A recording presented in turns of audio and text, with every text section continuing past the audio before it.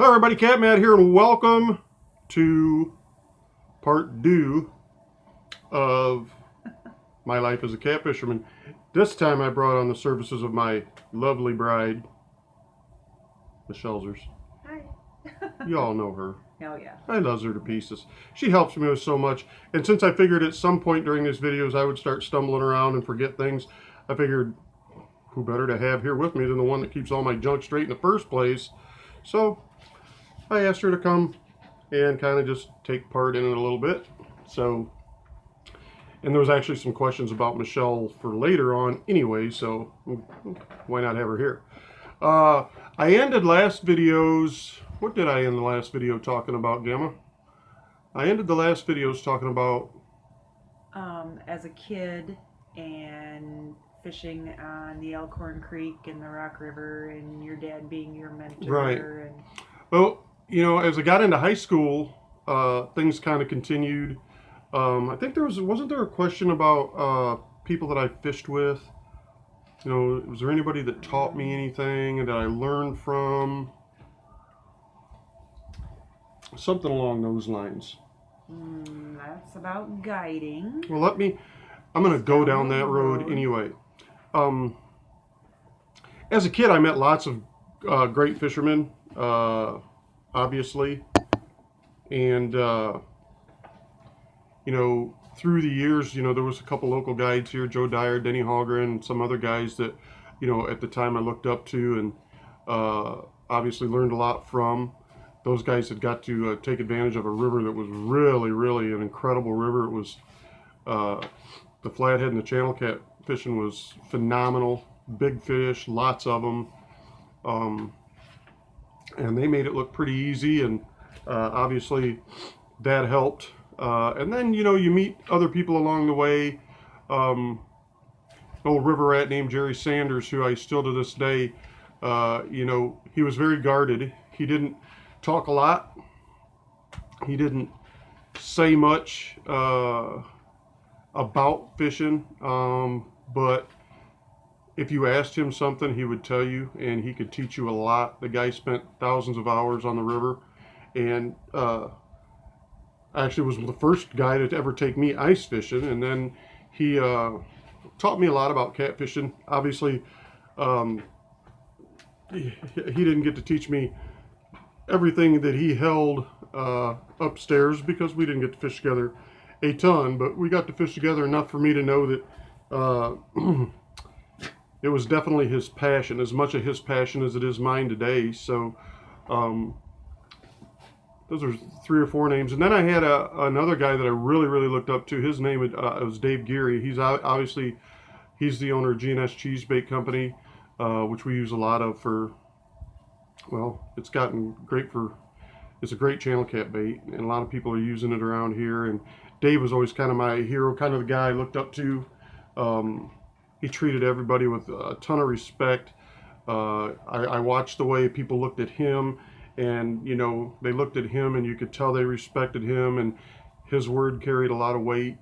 And, you know, I really liked that. So that's kind of where, that was kind of where I would was hoping I could get to someday catfishing, because I knew I wanted to be a catfisherman, and that's what I wanted to be.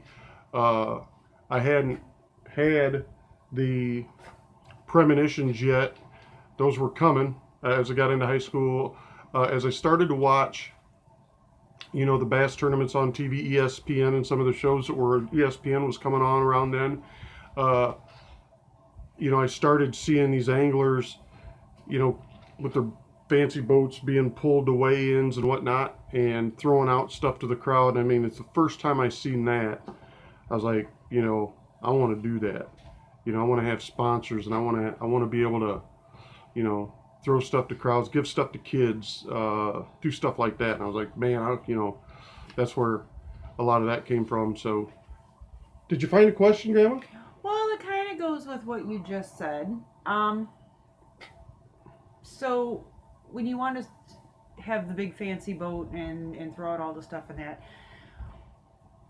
why did you choose a G3 boat? Well, G3 was just kind of, like I said, it was kind of a geographical thing. And what's it like to fish from a G3? Well, Yeah, G3 was, uh,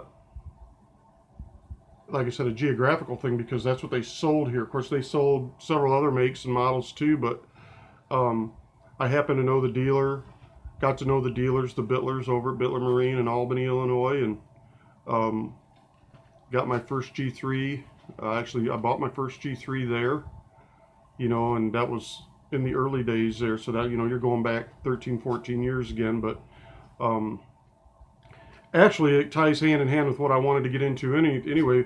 My very first sponsor, I just mentioned Dave Geary at GNS Cheese Bait. That was the very first sponsor I ever had. And he gave me bait and gave me some money to enter tournaments and stuff like that. And he knew that I wasn't a cheese bait fisherman. I hadn't mastered the art of cheese bait fisherman. Don't know that I still have. Obviously, the people that make GNS and the guys that work with him there, they have. They're very good at it. They know exactly what consistency to mix it to, and they're as good at fishing it as anybody on the planet has to be. But this was all going on again with all that, with the GNS and everything. That was all still pre-internet. I was still when I would date girls in high school, which you never were one of those. I wasn't one You're of always them. too busy running away from me. The high school girls that I dated, if they wanted to see me on the weekends, they had to come to the riverbank, and they'd have to, I'd tell them what area of the creek or the river I was on, and they'd have to find that and just walk until they seen a fire or a light or something, because that's where I was always at on the weekends. And but what you got there? So, how old were you when you started to fish for flatheads? Because you talked about your channel cat, catching that. Mm-hmm. Flatheads were always there. They just they were just another catfish that you were catching, and every once in a while, we'd catch one 8, 10, 12, maybe 15 pounds, and um, it was just getting to that point just after high school when a good friend of mine, who actually I talked about, Jerry Sanders, his son Bruce took me flathead fishing one day. Bruce had a bass boat, and so we netted some shad. We went out, and I had I used Zebco Rhino rods. That's what I had then, Zebco Rhinos, and man, for the life of me, I don't even know what I had on them for reels or some kind of bait caster, but I can't remember. This has been, holy moly, 30 years ago. Well, we graduated in '89. This has been 20 some years ago. So, and I'll remember that day, we caught a couple small flatheads, and then I got a really good bite, and I'm in the front of his bass boat, and I walk the rod down the whole length of the boat while this flathead's pumping me down. I got this big line, and man, I rear back and I set hook, and I missed it clean as, a baby's body. I mean, there was just I didn't nick it, nothing. So I'm all mad, right? Because I thought this was going to be. You'll have that. Yeah, you'll have that. And so I throw another shad on there. I throw it back out, and sure enough, this fish picks this shad up within a minute and a half. And I do the same thing. And I set hook this time. I found home, buried that hook in the fish. The only problem was I broke the rod just above the first rod guide. So here I am, and I've got this, and it's a big one. I've got this big flathead on, and I've got a bait caster on, and I've only got one eye on the rod. And the other part of the rod, you know what it does when you break one. It's sliding down the line into the water. And so I got a jagged edge, so I got to turn the rod upside down and reel this bait caster. I probably look like somebody that it was their first day on the river, and so I'm reeling this bait caster backwards, and I'm trying to fight this fish, and there's no bend in the rod. It's all gone. So I fought this fish forever. I actually have a replica of that fish in here in the living room. I nicknamed that fish Freak, and that's where a lot of things started.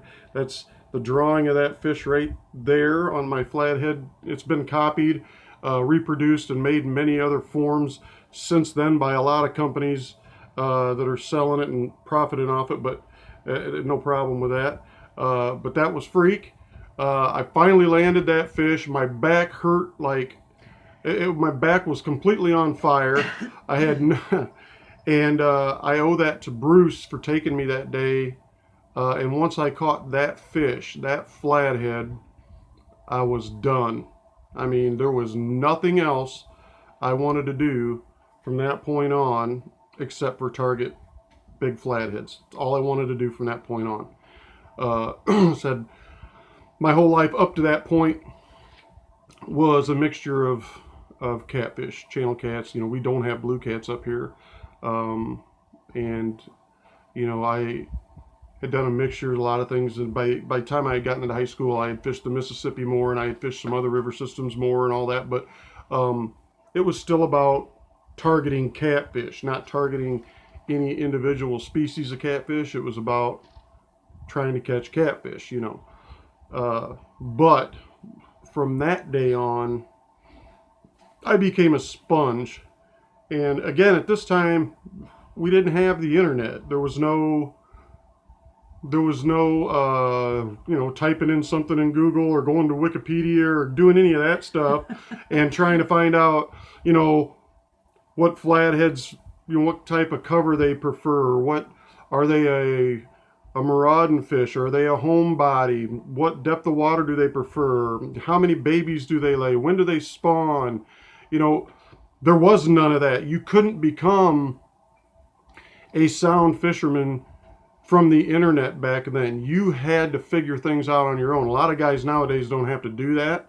And that's why guys are able to start participating in tournaments and things along the lines a lot quicker today because all the information's there. There's guys out all over the internet sharing pictures and YouTube videos and all kinds of stuff. So, if a guy wakes up today at 20 years old and decides he wants to be a catfisherman, he can become pretty proficient pretty quick.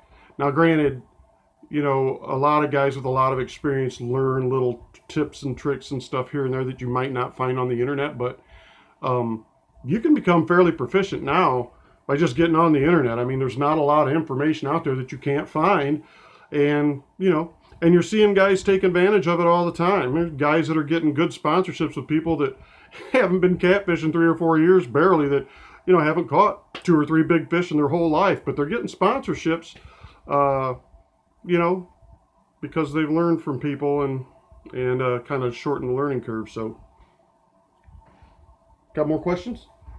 We're going to go ahead and move to the next part. I think we should move on to the next part. All right, so we moved through high school and touched on some of the things, and we're going to end here because now we're going to start getting into the meat of things. When the internet started, my Catfish Academy website started, the Brotherhood of Catfishermen, my catfish camps, all that stuff. And then, so I hope you enjoyed part 1. I really hope you enjoyed part 2, and we will be back in a little while with part 3. Thanks for watching, and we're going to answer a lot of the questions over the next couple parts that were asked.